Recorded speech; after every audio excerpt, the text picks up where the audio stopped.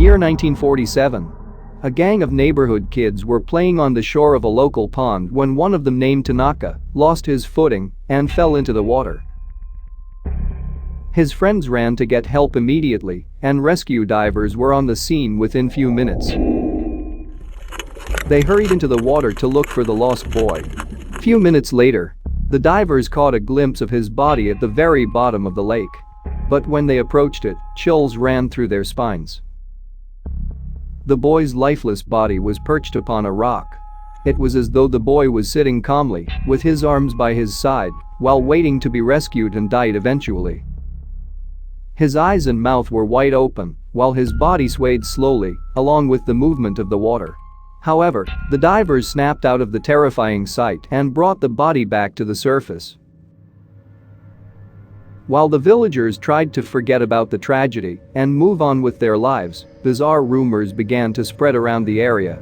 In the middle of the night, villagers would hear unexplained screams and cries coming from the direction of the pond. At first, some people tried to convince themselves that the haunting cry was in fact the wind blowing through the tall sugarcane fields, while others claimed that the soul of the little boy was crying out for help. However, as time went on, the residents of the village started to report some of their disturbing experiences. Reports soon surfaced of something tugging at the bottom of the pants of those who walked alongside the lake.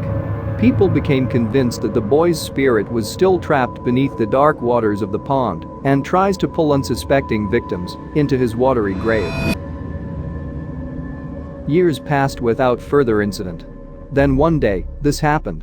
A young boy was walking about few feet behind his father along the edge of the lake, occasionally picking up a stone to skim across the water. That's the moment when something started dragging him in. He screamed out to his father, who was walking ahead of the boy, turned to see his son being pulled into the water. The boy tried holding on to earth. But in what seemed like an instant, the force tugging at his legs pulled him into the deep waters.